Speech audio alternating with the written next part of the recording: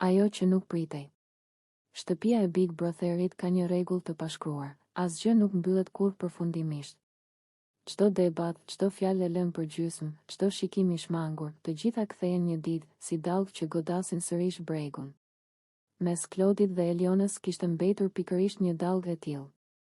Ata kishin kaluar javë të tëra larg njëri tjetrit, pas atij sherri të madh kur fjalët I kishin plagosur më shumë se sa donin ta pranonin. Të dy krenar, të dy të lënduar, të dy duke u shtirur sikur nuk u interesonte. Por interesimi nuk vdes kaq lehtë. Heshtja që fliste. Ditët e fundit diçka kishte ndryshuar. Ata nisën të uleshin sërish pranë natyrës, të shkëmbenin fjalë të shkurtra, fillimisht formale, pastaj më të buta. Një mëngjes, Klodi I la Elionës filxhanin e kafes gati. Se dia si e do, I tha. E bëra mesatare. Ajo buzëqeshi lehtë. E di që e pi pa sheqer. Ishte hera e parë pas shumë kohësh që qeshëm pa ironi. Banorët e tjerë e vunë re. Mira I përshpëriti Suanitës. Këta po afrohen prapë. Do ndodh diçka. Kujtimet e përbashkëta. Një pasdite, produksioni u dha sfidë të rregullonin albumin e kujtimeve të shtëpisë. Klodi dhe Eliona u gjendën përballë fotografive të ditëve të para, kur qeshnin bashkë, kur vallëzonin, kur bënin shaka që vetëm ata I kuptonin. Sa budallënj kemi qenë, tha Klodi. Jo budallënj, ja ktheu ajo, thjesht të vërtetë. Në sytë e tyre u duk një mall I fshehur. Biseda e natës. Mbrëmjen tjetër, teksa të tjerët po përgatiteshin për gjumë, ata mbetën në obor. Dritat e buta, cigaret që digjeshin ngadalë, zhurma e largët e qytetit jashtë mureve. Klodi theu heshtjen. E di që të kam lënduar. Eliona nuk e pa drejt. Edhe unë ty. Po më mungon mënyra si flisnim dikur, vazhdoi ai. Ajo buzëqeshi me trishtim. Më mungon edhe mua. Fjalit ishin të thjeshta, por mes tyre kishte një det emocionesh. Xhelozit e padukshme. Në ditët që pasuan, afrimi I tyre u bë më I dukshëm. Kur Klodi fliste me vajza të tjera. Eliona bëhej e heshtur. Kur asaj I afrohej dikush, ai ndryshonte humor. Toni e ngacmoi Klodin. Mos je prap në telashe me zemrën? Ai nuk u përgjigj. Momenti para stuhis. Ishte mbrëmje me muzikë. Banorët po kërcenin në sallon. Klodi I ftoi Elionën në një vallëzim të ngadalë. Ajo hezitoi një sekond, pastaj pranoi. Duart e tyre u vendosën si dikur, trupat u afruan pas forcim. Përreth kishte zhurmë, por ata dëgjonin vetëm frymëmarrjen e njëri tjetrit. Ke ndryshuar, I tha ai. Edhe ti, u përgjigj ajo. Ajo që nuk pritej. Kur muzika mbaroi, nuk u larguan. Qëndruan ballë për ballë, shumë afër. Klodi I preku lehtë dorën. Kam frikë me ta thënë çfarë po mendoj. Mos e thuaj, përshpëriti Eliona. Bëje. Dhe atëherë ndodhi, puthja erdhi ngadalë, si diçka e pritur prej kohësh. Jo për kamera, jo për lojë, por për dy njerëz që nuk I iknin dot asaj që ndjenin. Shtëpia shpërtheu në britma habie. Disa duar trokitën, disa mbetën pa fjalë. Pas puthjes. Eliona u tërhoq e të. Fjalët që e tronditën shtëpinë. Ishte pasdite dhe shtëpia po zjente nga debatet e zakonshme. Tema e limit ishte kthyer sërish në tryez. Labinoti po fliste me disa banor për marrëdhënien që kishte pasur me të jashtë, duke lënë të nënkuptojnë gjëra që Albës I u dukën të pista. Ajo po dëgjonte nga kuzhina, me duart e mbledhura grusht. Labinoti tha me ironi. Unë e njoh limit më mirë se disa këtu brenda. Aty Alba nuk duroj më. U afrua drejt tij me hapa të prerë. Ti, Labinot, duhet me I la dhëmbët para se me fol për limit, tha me zë që jehoj në sallon. Mos e përmend emrin e tij me atë gojë. Shpërthimi. Të gjithë ngrinë. Labinoti qeshi me nënqeshje. Po çu bëre ti avokate e tij? Alba I u kthye ashpër. Ti je pervers. Po hedh kunja sikur ke pas diçka me të. Unë e di shumë mirë, kam pas shoqëri, vetëm shoqëri me limin. Ti nuk ke pas asgjë. Mira u ngrit nga divani. Alba qetësohu pak. Por ajo ishte futur në stuhi. Mos luaj me moralin tim dhe me emrin e tij, vazhdoi.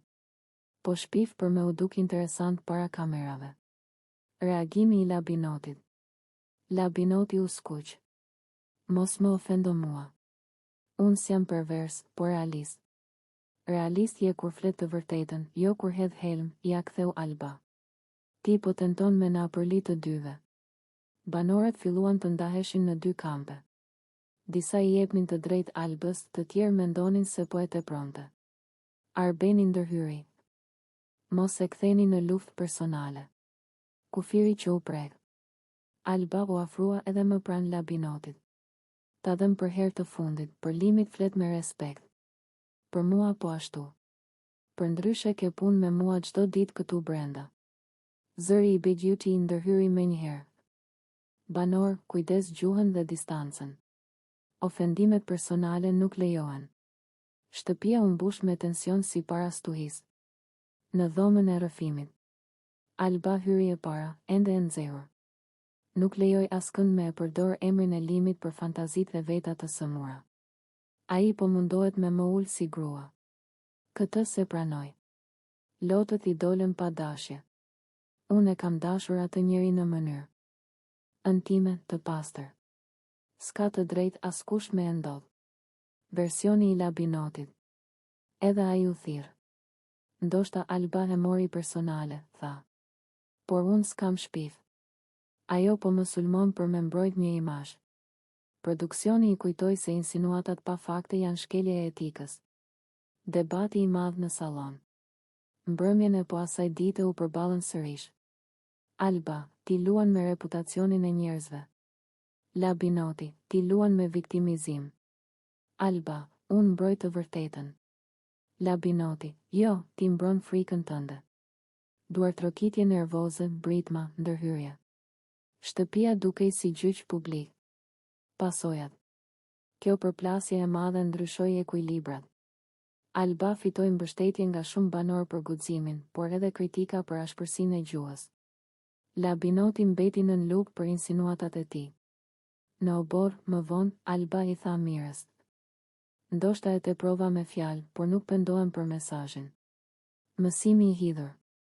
Shtëpia e kuptoi se emrat e njerëzve nuk janë top për t'u gjuajtur. Një fjali mund të prishë gjithçka që është ndërtu.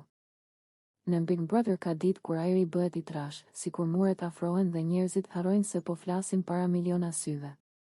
Ajo ditë nisi si gjithë të tjerat, me kafe të ftohtë dhe buzëqeshje të shtira, por përfundoi si një nga përplasjet më të rënda të sezonit. Labinoti po rrinte në obor me Tonin dhe Arbenin. Po bënin shaka të ashpra, nga ato që brenda shtëpisë duken normale, por jashtë do tingëllonin të rënda. Benita kaloi pranë tyre dhe dëgjoi emrin e saj në mes të bisedës. Lëre more, ajo kështu femër është, tha Labinoti me gjysmë zëri, por mjaftueshëm që të dëgjoj. Rritu puth kë i del përpara. Sot njërin, nesër tjetrin. Edhe Tonin e ka puth. Toni u shtang. Mos se fut emrin tim kot. Benita u kthye ngadalë me fytyrë të ngrirë. Çfarë the? Pyeti. Shkëndia. Labinoti nuk u tërhoq. Përkundrazi, e përsëriti me një buzëqeshje provokuese. Thash që je tip që ngatërohesh me këdo. S'po them gënjeshtër.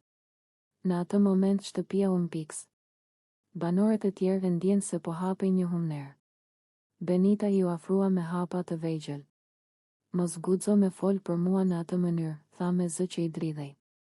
Ti se di asgjë për mua. E dim të gjithë, ja ktheu ai. Kamerat flasin vetë. Fjalia që dogji gjithçka. Ajo nuk duroj më. Jetu më prek aty ku nuk duroj, bërtiti. Po ma shkel dinjitetin si grua. Mira dhe Eliona u ngritën menjëherë për t'u futur mes tyre. Labinoti ngriti supet. Unë veç po them çfarë kam parë. Po ti kush je me më gjyku, ja ktheu Benita. Mor 40 e sa vjeç burr, merresh me moralin tim? Fjalët u kthyen në gur. Shtëpia ndahet në dy kampe. Disa banor u rreshtuan krah Benitës. Është turp me fol ashtu për një vajzë, tha Mira. Të tjerë mbronin Labinotin. Edhe ajo provokon, mos e bëni Angel, shtoi Arbeni. Por askush nuk e mohonte se kufiri ishte kaluar. Nuk ishte më loj, ishte sulm personal. Brenda Benitës. Askush nuk e shite çfarë po ndodhte brenda saj. Fjalët e Labinotit ja kujtuan vite para gjykimesh jashtë, histori që i kishte varrosur thellë.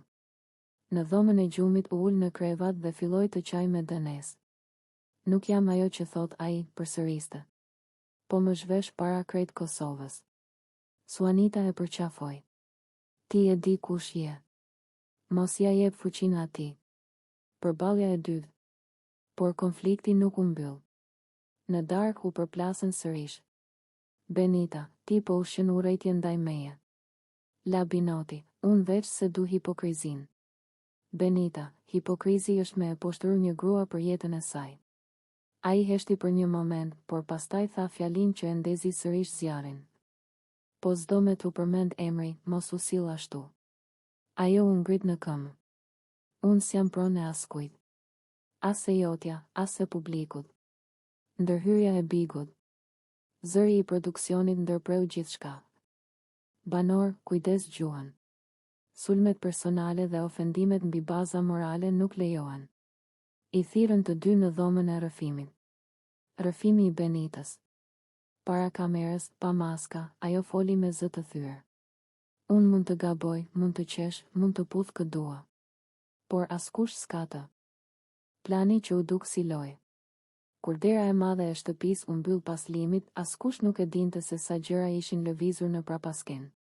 Publiku pa vetëm një eliminim, një përqafim lamtumire dhe lotët e Dolces.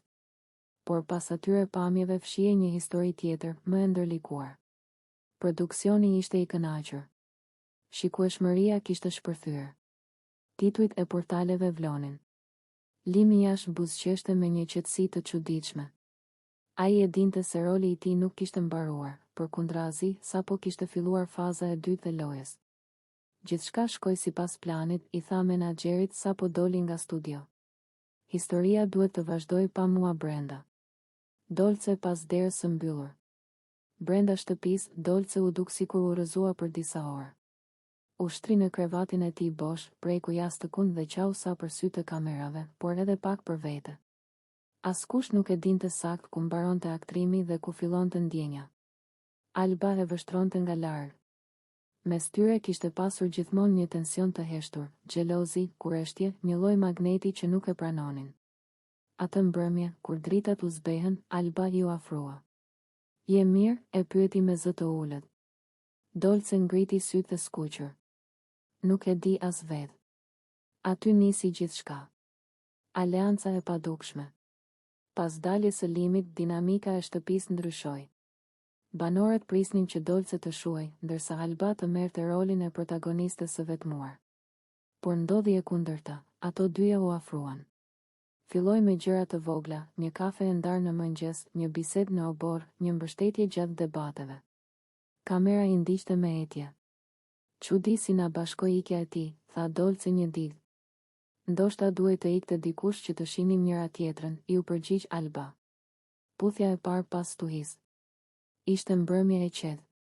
Banorët po shinin film, dritat ishin fikur pothuajse plotësisht. Alba dhe Dolce rinin pranë njëra tjetrës në divan, me batanie mbi supe. Askush nuk e di kush u afrua e para. Ndoshta të dyja njëkohësisht.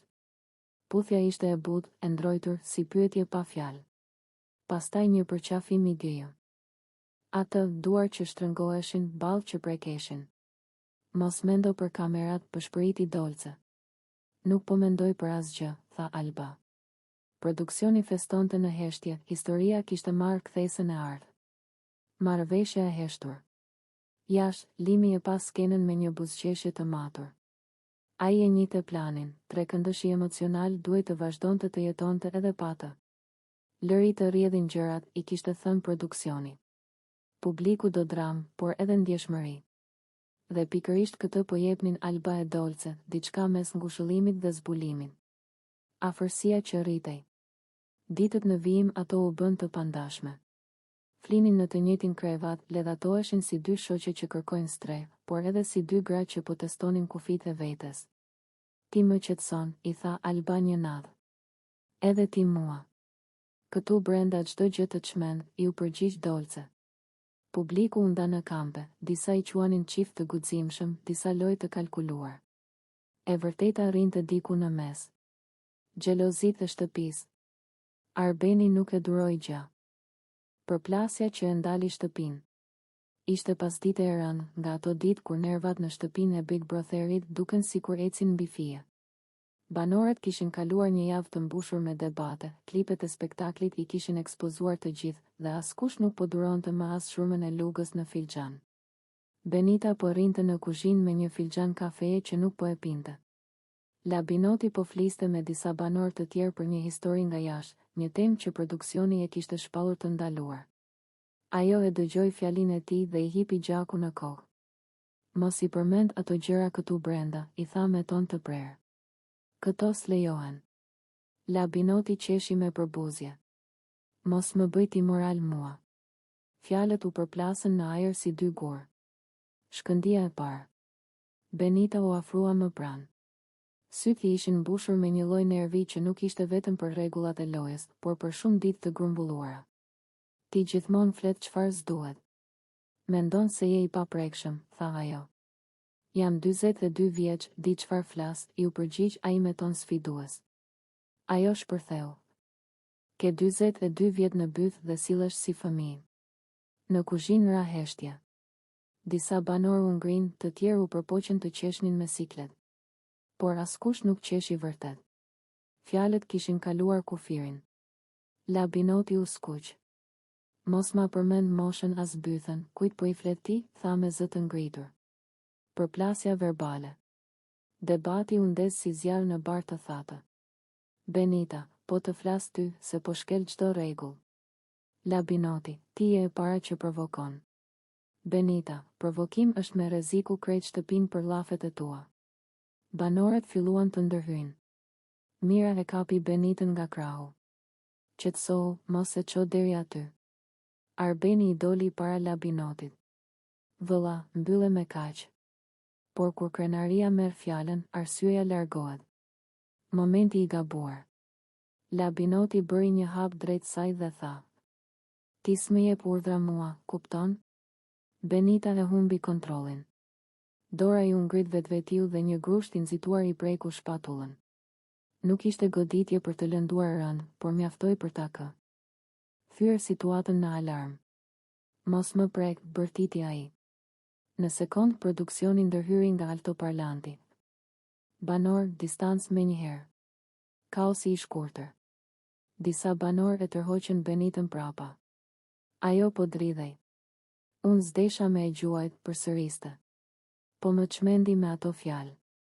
Labinoti ecte rreth e rrotull me duar në kokë. Kjo është e papranueshme. Këtu s'guxon me prek askënd. Atmosfera u bë e rëndë si plumë. Kamerat fokusonin fytyrat e zverdhura. Loja kishte kaluar në vijë të kuqe. Dhoma e rrëfimit. Produksioni I thirri të dy veç e veç. Benita u ul në koltuk dhe filloi të qaj. E di që gabova. U ndjeva e poshtëruar. Fjalët e tij më prekën në sedër dhe shpërtheva. Nuk jam njeri I dhunës. Zëri I Big UT ishte I ftohtë. Çdo akt fizik është shkelje e rënë. Kjo shtëpi zgjidh konfliktet me fjalë, jo me grushte. Edhe Labinoti u paralajmërua për gjuhën provokuese dhe përmendjen e temave të ndaluara. Reagimet e shtëpisë. Banorët u ndanë në mendime. Mira tha. Benita ga.